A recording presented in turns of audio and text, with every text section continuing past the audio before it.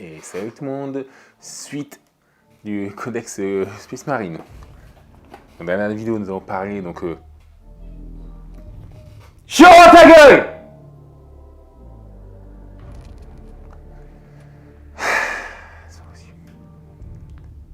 Allez, salut tout le monde, nouvelle vidéo de Fox Studies pour faire la suite de review du codex Space Marine. Dans la dernière vidéo, nous avons parlé donc des choix de QG, en finissant par les héros de compagnie, puisque ces derniers sont liés aux choix de capitaine de maître de chapitre, qui ne peuvent pas être joués sans eux. Je sais pas, un peu surexposé là? Non, ça devrait aller.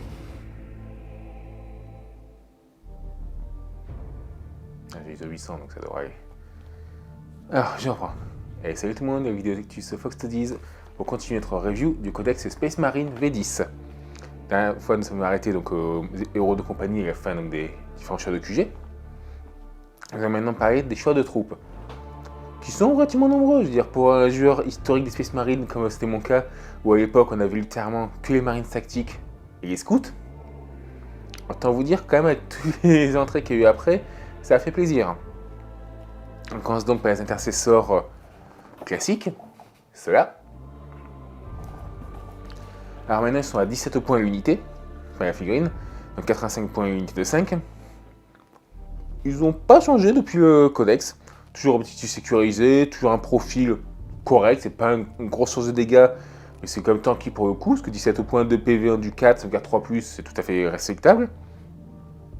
La possibilité de sprinter et tirer, ou sprinter et faire une action est très agréable également avec eux. Toujours, on va dire, un assez must-have des armées des Space Marine, hein, c'est quasiment un auto-include. Au C2, puissance de feu qui est pas dégueulasse non plus, hein, comparé au reste de l'infanterie des autres armées. Hein. Voilà. Alors, je ne parlerai pas tout de suite des intercesseurs d'assaut réacteurs qui sont mis ici, parce que techniquement, c'est pas une ligne, contrairement aux autres. Et clairement, ça va plutôt les attaques rapides, donc j'en parlerai avec les motos et tout le reste.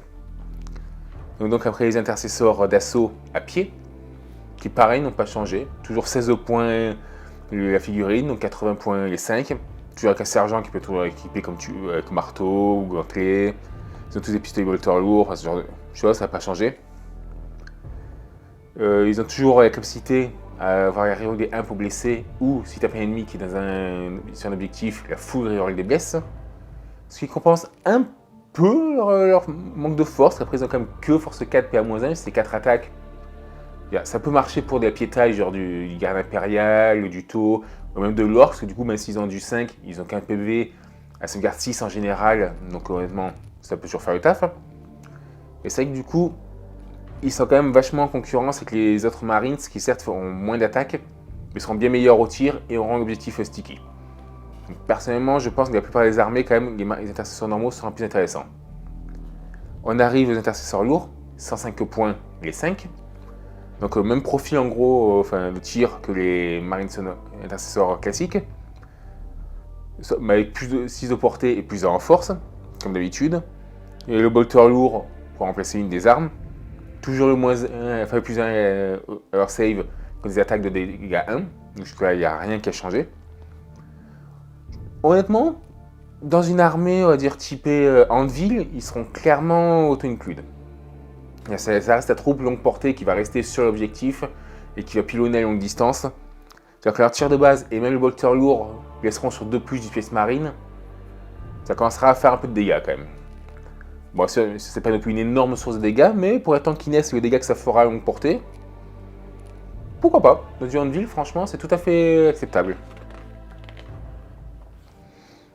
On arrive aux incursors qui ont baissé en points. Maintenant, ils sont à 85 points les 5. Toujours sympathique, avec leur mouvement d'éclaireur, ils ont toujours la capacité de marquer entre guillemets une cible sur qui ils ont tiré pour que toute ton armée ait un +1 pour toucher dessus, ce qui est très agréable. C'est pas non plus l'intérêt, on va dire, d'un surrounding instant, mais parce que tu n'as pas à reroll pour proc les touches supplémentaires ou autres, mais ça reste quand même passer de 3+ à 2+, c'est très plaisant. Hein. Toujours la petite mine qui va bien, enfin des 3 missions mortelles ou 2 D3 si c'est un véhicule. Donc ça c'est sur une bonne unité. Mais si elle restera un petit peu, on va dire, en concurrence avec une autre unité On parlera un peu plus tard. Ça va les scouts. Sinon, on a les infiltrators également. Perso, je les trouve chers. 100 points les 5, ça n'a pas de punch. Alors oui, il y a la zone d'effet 12 pas où l'ennemi ne peut pas FEP. Mais justement, eux aussi, ils sont d'autant plus en concurrence avec les scouts parce que tu peux globalement avoir 10 scouts, donc 2 escouades de 5, pour le prix d'une seule de celle-là. C'est 110 points et 10 scouts contre 100 points ceux-là. Donc est-ce qu'il vaut mieux pas avoir 10 gars à 2 PV qui vont avoir une bulle de 9 pas autour d'eux où tu peux pas FEP, parce que c'est les règles normales, ou plutôt que seulement 5 gars avec une bulle de 12. Le seul avantage que je vois, c'est que ça au moins, ça peut contrer les règles comme celles des Interceptors qui peuvent pop à plus de 3 pas de l'ennemi. Alors que du coup, les scouts, ça, ils peuvent rien contre ça. C'est honnêtement le seul intérêt que je vois aux infiltrators. Parce que sinon, une fois encore, tu prends des scouts. Parce que ils sont tous au C1 aussi, quoi qu'il arrive, donc honnêtement, il n'y a pas beaucoup de différence. Hein. Donc ouais. Surtout que les scouts sont à la fois infiltrateurs et scouts, en fonction de ce que tu as besoin. Donc franchement, ouais. Je pense que honnêtement, ils sont trop en concurrence avec les scouts pour être vraiment bien. On arrive aux marines tactiques. Alors eux, ils souffrent toujours du fait que les marines primaristes qui existent. On notera, cela dit, que mine de rien, maintenant, ils auront récupéré les squads de combat. Bon, ils ont perdu du coup la capacité de se désengager et tirer qu'ils avaient avant. Mais maintenant, tu peux à nouveau les scinder en 2 escouades de 5. Alors, les équipements sont toujours moins intéressants que ce qui était avant, parce que le sergent ne peut plus avoir un combi qui va tirer comme une grosse arme à souffle, un fuseur, un truc comme ça. Ce qui est toujours dommage, ça c'est les combis de manière générale. On les verra probablement pas en tournoi. Après, en amical, ça coûte moins cher que de prendre 10 intercessors.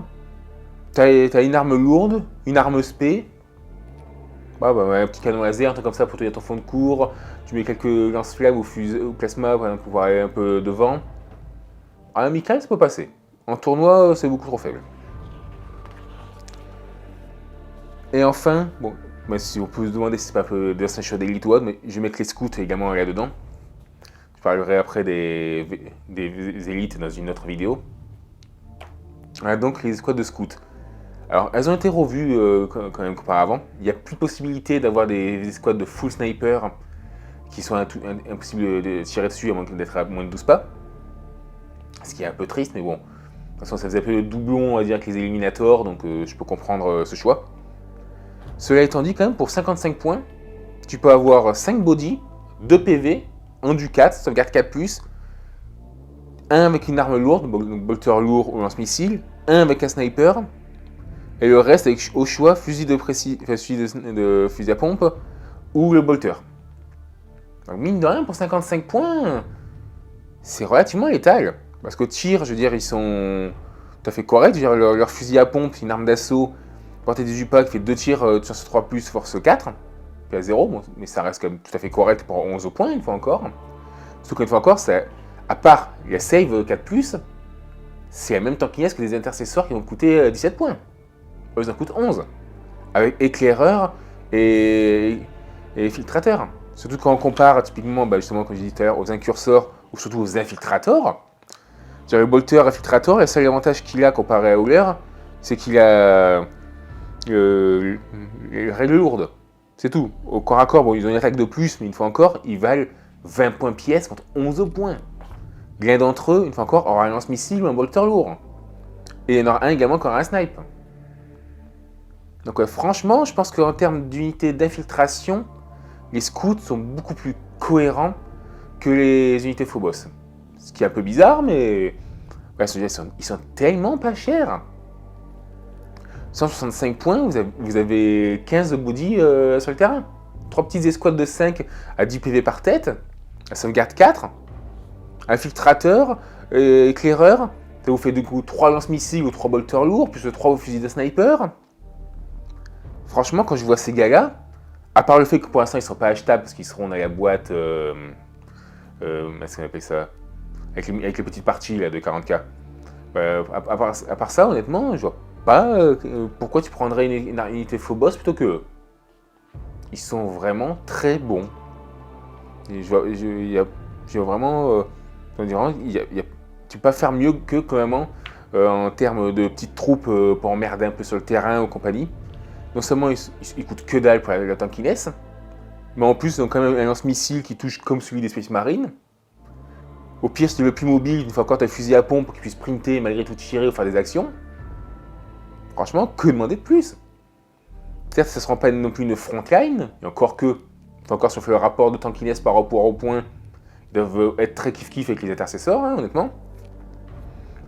Donc franchement, c'est une excellente surprise du codex. Tu perds certes les full sniper, mais honnêtement, ils sont quand même vraiment très intéressants.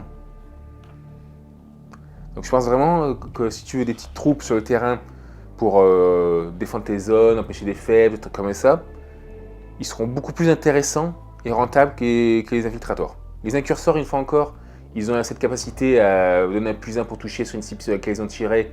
Donc ça encore, pourquoi pas. Mais vraiment les infiltrators, ils vont beaucoup trop souffrir à mon goût par rapport aux scouts. Et vraiment, c'est ce qui fait que pour moi, il vaudrait mieux prendre des scouts. Après tout, pourquoi prendre seulement 5 bodies d'infiltrator quand pour 10 points de plus, tu as 2 x 5 scouts, donc 2 lance-missiles, 2 fusils de sniper, 2 zones de 9 pas où tu peux FEP, vu qu'ils sont présents. Plus voilà.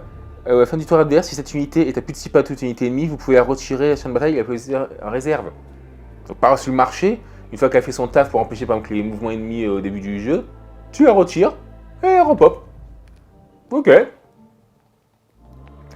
Donc ouais, c'est franchement une excellente unité. Pour moi, parmi les styles entre guillemets Phobos, c'est vraiment la meilleure. Donc franchement, assez hâte pour le coup que les figurines soient disponibles, parce que pour l'instant elles ne le sont pas. Parce que franchement, la Kill Team quand elles vont apparaître, ça sera franchement une très bonne unité. Et pour le coup, les scouts ont enfin de belles figurines. Enfin, putain. C'est depuis le temps qu'on attendait ça. Ouais, je vais arrêter là pour cette vidéo. On va dans la prochaine, du coup, pour parler des troupes d'élite. À la prochaine. Bye.